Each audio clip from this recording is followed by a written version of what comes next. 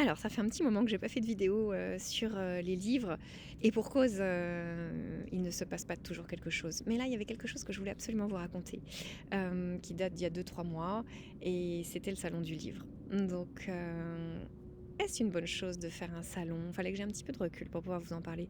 Est-ce une bonne chose de faire un salon, pour essayer de promouvoir son livre que, pour l'instant, aucune maison d'édition n'a, choisi?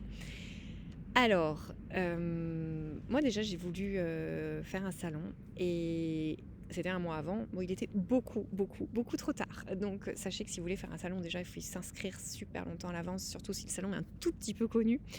Faut bien prendre, presque une année d'avance en fait pour, postuler. Alors du coup, j'ai voulu, en fait faire une sorte de table, dans un bar. Je connaissais, quelqu'un qui tenait, une petite affaire et donc j'ai voulu, voilà, faire une sorte de table de dédicace pour me faire connaître en étant, en plein milieu du salon, parce que lui, il est très bien placé et en espérant que, voilà, le public passerait par chez moi et que je pourrais ainsi me faire valoir, au même titre que d'autres qui seraient, plus officiels. Alors, ça n'a pas marché parce qu'on a demandé l'autorisation bien sûr aux organisateurs de ce salon, qui ont tout de suite, botté en touche et dit que c'était hors de question que, j'aie ma table de dédicace. Donc j'étais vraiment persona non grata, voilà, prenez-y vous à l'avance si vous voulez faire un salon du livre.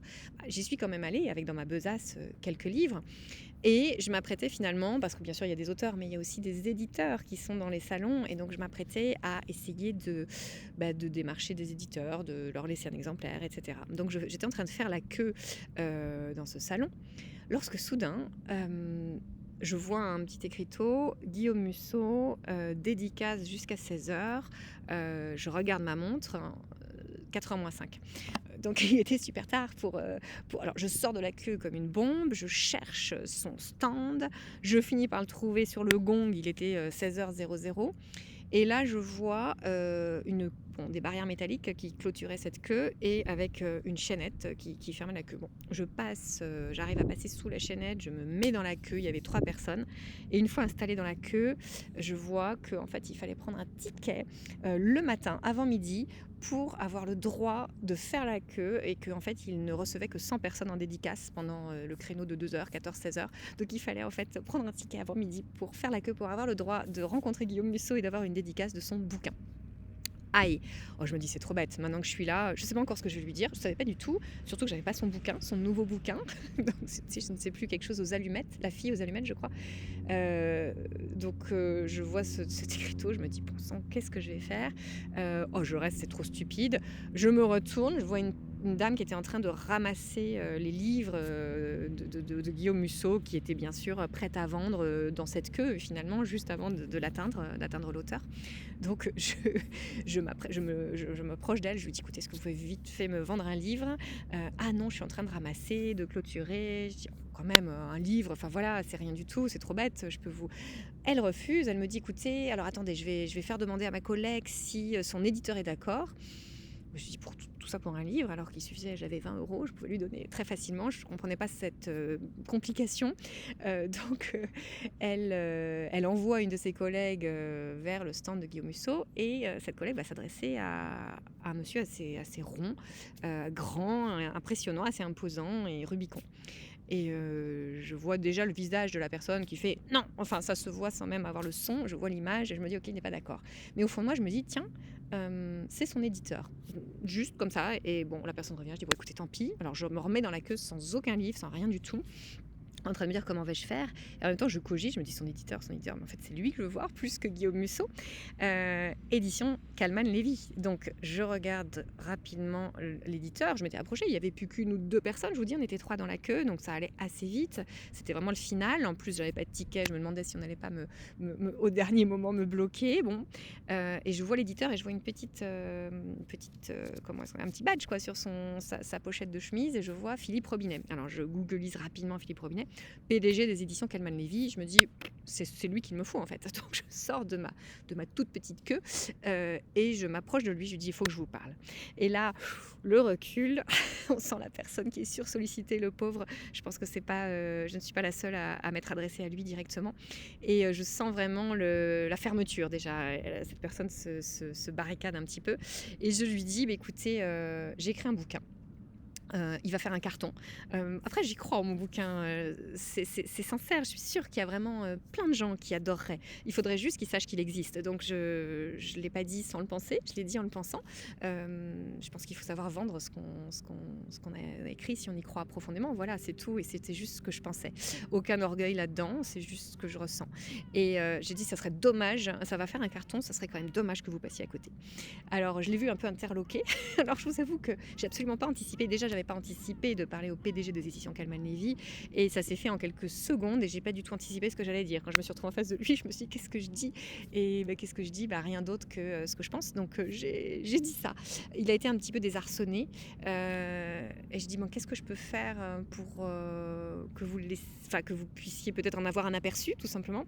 Alors je dis je vous en donne un, j'en avais un sur moi et il me dit ah ben non, je vais pas dans le salon du livre, je vais pas me promener avec ça à la main.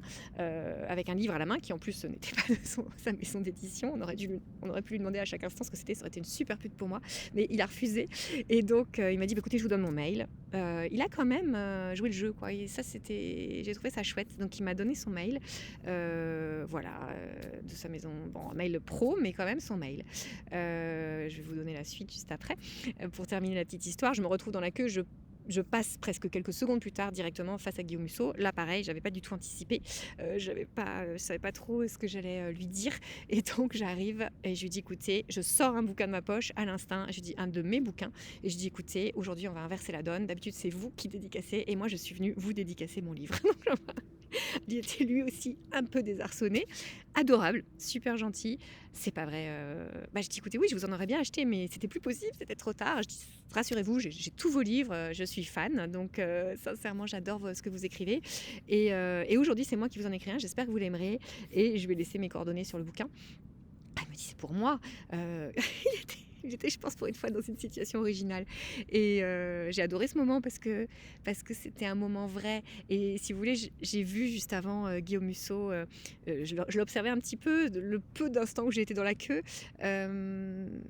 Il pleuvait, il avait l'air d'être en mode automatique, c'était triste. Et je me suis dit, mais quel est l'intérêt? Il avait vraiment pas l'air heureux.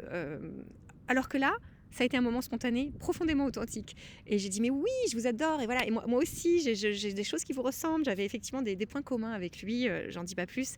Et donc, je lui ai parlé un tout petit peu de moi. Du coup, je lui ai posé une ou deux questions perso. Et il s'est prêté au jeu. Il a été sympa. Et il a pris mon bouquin, il a pris mes coordonnées. Je lui ai dit, écoutez, lisez-le. Et s'il vous plaît, revenez vers moi. Bon, il m'a pas dit, j'aurais pas le temps de le lire. Il m'a pas... mais il n'est pas revenu vers moi. Donc ça fait 2-3 mois de ça. J'ai peu d'espoir, mais au moins j'ai le plaisir de ne pas regretter. Voilà, j'ai fait le maximum. Quant à Philippe Robinet, je lui ai écrit un message avec mon PDF et je pense qu'en fait il l'a fait passer à son comité de lecture. Bien sûr, il n'a pas lu lui-même. Et je dirais qu'un mois plus tard, j'ai dû recevoir un refus du comité de lecture qui me dit qu'il n'a pas partagé mon enthousiasme. Bon, c'est dommage. Mais je dirais un mois plus tard. Et c'est en cela que j'ai gagné. C'est-à-dire que je pense que vraiment, il a joué le jeu, il a transmis mon livre à son comité de lecture et que c'est allé du coup beaucoup plus vite que d'habitude parce que les éditions Calman Levy, j'avais postulé en mode normal 6 mois auparavant. Et je crois que je n'ai jamais eu de réponse. Donc quand on n'a pas de réponse, c'est considéré comme un non. Hein. Ils nous disent au bout de 3 mois sans réponse, considérer que c'est non. Donc ils n'avaient pas pris la peine de répondre. Tandis que là, ça venait, je pense, du patron. Et donc le comité a peut-être pris plus de temps, a peut-être lu plus de temps pour mon livre. Et bon, j'ai eu un non. Ma foi, ça ne correspond pas à leur sensibilité actuelle. Tant pis, dommage. Mais au moins, j'ai aucun regret. J'ai ouvert toutes les portes. Mais rappelons-nous quand même du cas de J.K. Rowling, l'écrivain, enfin l'auteur de Harry Potter. Hein, rappelons-nous de son exemple incroyable. 30 refus d'éditeurs. hein, 30 refus d'éditeurs. Et c'est un éditeur, alors je ne sais plus lequel, le premier qui l'a finalement publié, qui avait ramené le livre chez lui. Et alors je ne sais plus si c'est sciemment ou non, je crois qu'il l'a fait lire à son fils. Ou alors le fils avait feuilleté le manuscrit spontanément. Il y a une histoire comme ça. En tout cas, les 30 refus, c'est du sûr. Et le fiston a adoré le livre, ce qui fait que l'éditeur, du coup, derrière, a accepté J.K. Rowling. Je veux dire, des fois, c'est juste que ça ne doit pas se passer avec ces gens-là. C'est pas de chance, c'est pas là, c'est pas maintenant, mais ça va se faire. C'est pas pour autant que votre livre n'a pas de valeur. C'est ça que je veux vous dire. Ne baissez pas les bras. Et juste une remarque, en fait, le lendemain, j'ai fait la même chose parce que j'avais trouvé ça finalement super sympa de parler à un auteur par ce biais. Ça cassait tout de suite les barrières habituelles de je suis fan, pouvez-vous me... Voilà, et je pense que pour eux, c'est une routine incroyable qui doit être un peu fatigante et ils sont plus vraiment eux-mêmes, ils sont en mode automatique. Et qu'est-ce qu'on aime quand on parle avec un humain, c'est quel qu'il soit, c'est pas être en mode automatique, c'est échanger du vrai et des émotions. Donc j'ai fait la même chose avec Werber, que j'adore aussi. Voilà, Werber qui a écrit Les Fourmis, hein, il s'est fait connaître pour Les Fourmis, donc j'ai assisté à sa conf. Et en voyant sa conf, après je suis passionnée de psychologie aussi, et je me suis dit, cet homme, je ne sais pas si vous connaissez l'ennéagramme, mais il est ennéagramme type 5, j'en suis sûre, en le voyant bouger, en le voyant s'exprimer. J'ai une petite sensibilité pour les ennéagrammes type 5, je les trouve vraiment chouettes, et je l'ai tout de suite, voilà, ça m'a marqué, j'en étais sûre en le voyant. Et donc quand j'ai fait la queue et que je suis arrivée à lui, un peu pareil, j'avais un bouquin à lui offrir, et je lui ai tout de suite dit, vous êtes ennéagramme type 5, je crois. Et il a souri. Alors ça, bien sûr, aussitôt, j'avais pas encore parlé de mon bouquin, et il a dit, mais est-ce que vous... Ah, l'ennéagramme. Il me dit, vous connaissez? Je dis oui, un petit peu. Bon, pareil, hein, je suis pas thérapeute, hein, je connais parce que ça m'intéresse et que j'ai beaucoup lu dessus, voilà, mais je prétendrai pas être voilà, spécialiste. Et là, il me dit, mais qu'est-ce que c'est l'ennéagramme type 5? Il m'a un peu mis au défi. J'ai trouvé ça chouette. Je lui ai dit, écoutez, c'est une personne qui a beaucoup d'émotions, mais qui en a tellement peur qu'il les garde au fond de lui, parce qu'il a peur que les émotions l'amènent dans un endroit où il ne veut pas aller. Et c'est un homme qui, en apparence, est logique, analytique, mental, carapacé, et qui est un peu affolé de la puissance de ses émotions, mais qu'il temporise et qu'il ne veut surtout pas écouter en termes de pilotage, en tout cas, de guidance. Donc, il est rationnel avant tout, mais bien sûr, il a beaucoup d'émotions. Et quand... voilà, bref, sans aller plus loin dans la description du type 5, il a souri et il m'a dit, mais c'est exactement moi. Alors j'ai dit, vous voyez, je suis contente de ne pas m'être trompée. Et du coup, et vous, qu'est-ce que vous êtes? J'ai dit, moi je suis tout l'opposé de vous. J'adore les émotions, elles sont souvent mon moteur, mon guide, même si je fais attention voilà, à rester rationnelle, etc., etc. Et ça a créé un lien sympathique entre nous. Juste derrière, je lui ai dit, j'ai continué en fait en lui disant que voilà, j'avais un livre à lui dédicacer. Donc, et il est marrant parce que c'était pas du tout le même caractère que Guillaume Musso. Il a vraiment ouvert le livre et, comme un type 5, il l'a analysé. Il a regardé, j'ai vu la typographie, les pages. Bon, moi, c'est encore très amateur puisque j'ai tout imprimé par moi-même. Donc, je pense qu'il ressemble à un livre de librairie, mais néanmoins, il y a plein de petits détails qui font que c'est pas le cas. Et tout habitué ou toute personne un peu attentive va tout de suite le voir. Et bien sûr, ça a dû lui sauter aux yeux. Il a eu la gentillesse de pas pointer du doigt, mais moi, ça reste voilà un livre imprimé. Un peu amateur dans l'impression, j'entends. Hein. Voilà, et il l'a feuilleté. Et je lui ai dit, écoutez, si vous l'aimez, revenez vers moi. Il m'a dit, mais je n'aurai jamais le temps de le lire.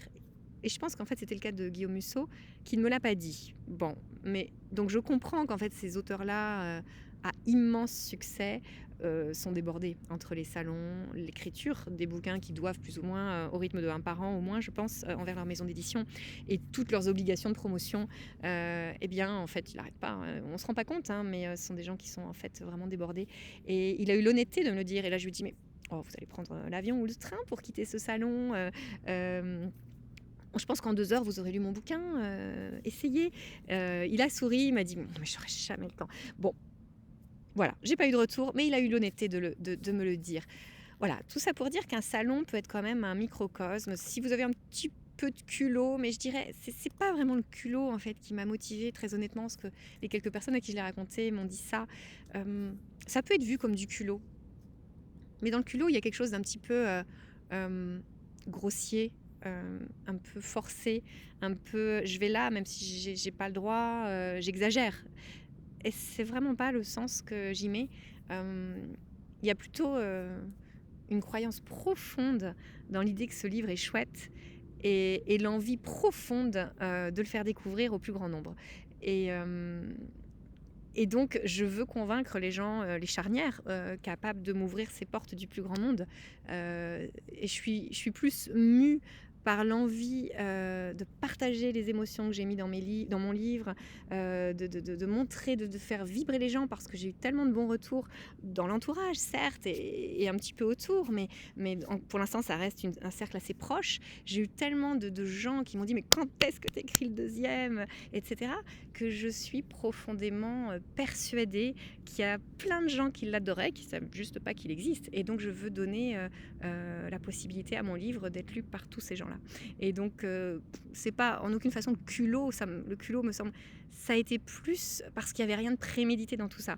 C'est plus ma passion qui m'anime, ma croyance dans mon livre, dans le sens je crois en son pouvoir de plaire. Voilà, c'est plus ça qui a été le moteur pour faire tout ça. Mais en aucune façon le culot. Ça a été, je dirais, plus la spontanéité et le désir. Voilà. Donc c'était un petit briefing sur un salon du livre. Le prochain, je le ferai peut-être plutôt en bonne et due forme, en essayant de postuler de façon standard pour avoir mon stand. Mais ça sera quelque part beaucoup moins drôle. Voilà.